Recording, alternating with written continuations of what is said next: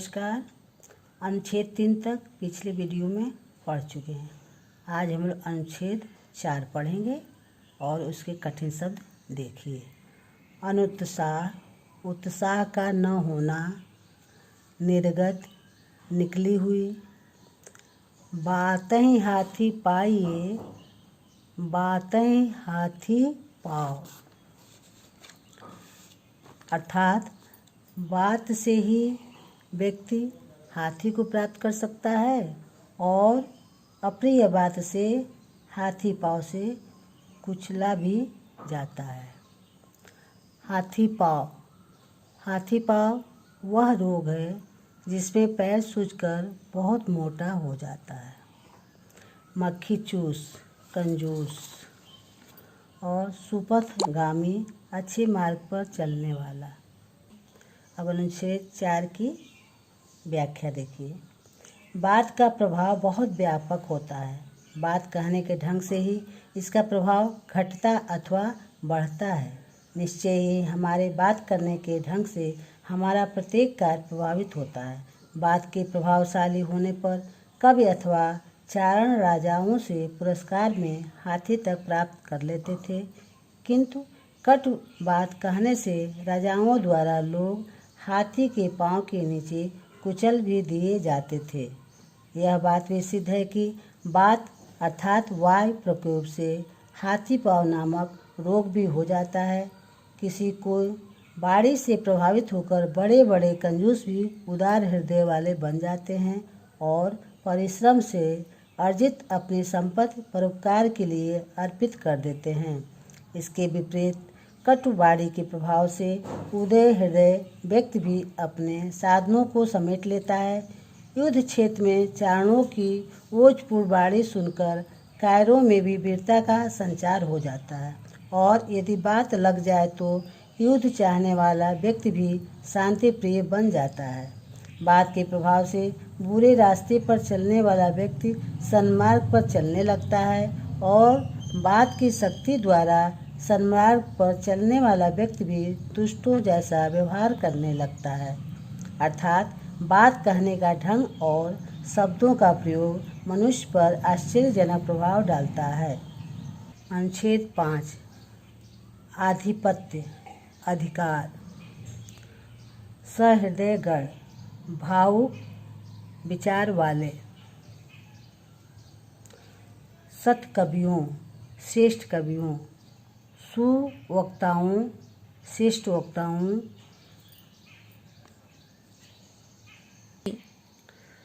पाँच अनुच्छेद की व्याख्या। बात का तात्पर्य समझ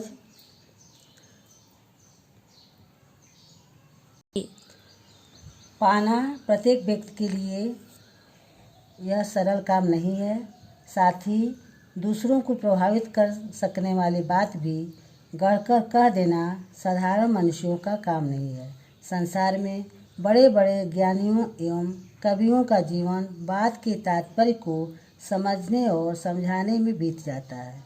लोग सद्भावना वाले होते हैं, जिनके हृदय में प्रेम, स्नेह, करुणा का भाव है। उनकी बातें बहुत अच्छी लगती हैं, जैसे छोटे छोटे बालकों की मनमोहनी तोतली बातें, सुंदर स्त्रियों की मीठी मीठी एवं प्यारी बातें, महान कवियों की रसमय कविता एवं महान वक्ताओं की सुंदर सुंदर एवं लुभावनी प्रभावपूर्ण बातें हृदय को आनंद देने वाली लगती हैं। जिन व्यक्तियों पर इस प्रकार का सुंदर बातों का कोई असर नहीं पड़ता, ऐसे व्यक्तियों को पशु के समान ही नहीं बल्कि पत्थर समझना चाहिए। उचित होगा कि कुछ जानवर भी जैसे कुत्ता, बिल्ली आदि अपनी क्षमता के अनुसार तू, पूशी पूशी आदि बातों को समझ लेते हैं, फिर अपने स्वामी से प्रेम का प्रदर्शन करते हैं। फिर वह मनुष्य कैसे जिसके मन अथवा चित्त में दूसरे हृदय का प्रभाव न हो। अनुच्छेद 6 तन, शरीर, तीर, स्त्री, तनय, पुत्र, धाम, भवन, धन संपत्ति, धरनी, पृथ्वी, तृण, तिनका, सुत, पुत्र, पट्टिका, पटल। विलंब, देर। अनुच्छेद 6 की व्याख्या। भारत के पूज्य आर्यगण को अपने वचनों का बड़ा ध्यान रहता था। वे लोग अपने वचन पालन के लिए अपने शरीर, पत्नी, पुत्र, भवन, धन और राज्य तक का भी परित्याग करने को प्रस्तुत रहते थे। वे सत्यनिष्ठा लोग इनको तिनके के समान तुच्छ समझते थे। महाराजा दशरथ ने वचन पालन के लिए अपने प्राणों से भी प्रिय पुत्र का त्याग किया था। उनकी कीर्ति हमारे संसार के पट्टिका पर सोने के अक्षरों में लिखा रहेगा। एक तो वे वचन का हर मूल्य पर पालन करने वाले प्राचीन महापुरुष थे, जिन्होंने वचन पालन के लिए अपना सर्वस्व न्यौछावर कर दिया है, और एक आज के भारत के कपूत हैं, जो मर्द की जबान को स्वार्थवश बदल लेने में तनिक भी लज्जित नहीं होते। ये लोग स्वार्थवश अपने वचन को तोड़ने या बदल लेने में तनिक भी संकोच नहीं करते हैं।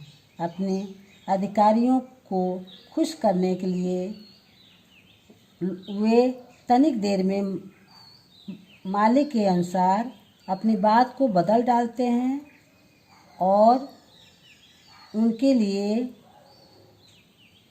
कार्य करते हैं।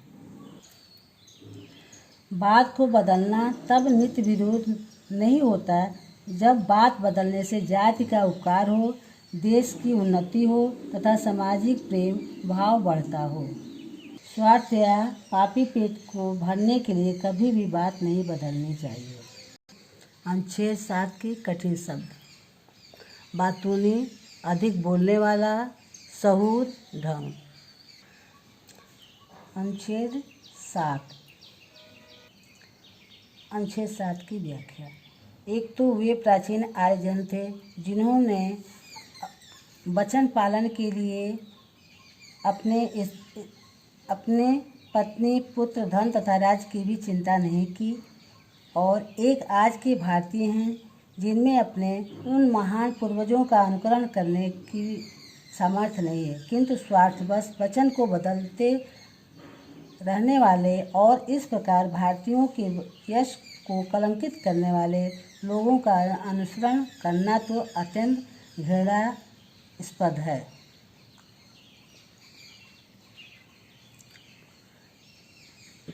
ऐसी बातें बनाते रहना चाहिए जिनसे वास्तविक हित की बात निकलती रहे। यह बड़े दुख की बात है कि आज के युग में हमारी बातें सुनने वाले लोग अल्पसंख्या में ही दिखाई देते हैं। आजकल यह देखा जाता है कि लोगों की बात करने का तरीका बदल चुका है। जिस प्रकार केले के वृक्ष में पत्ते से पत्ता निकलता है, उसी प्रकार चतुर लोग लोगों की बातों में से बात निकाल लिया करते थे, किंतु वर्तमान समय में इस प्रकृति के लोगों के प्रति लोगों में उत्साह नहीं है। प्रायः देखा जाता है कि आजकल के लोग बातों में से बातें निकालकर बात को ही समाप्त कर देना अच्छी बात समझते हैं। अनुच्छेद 5 गद्यांश की संदर्भ सहित व्याख्या कीजिए। 2 बातें हाथी पाइए, बातें हाथी पाओ, सूक्ति की व्याख्या कीजिए। 3 बात पाठ से सुंदर 10 वाक्य लिखिए।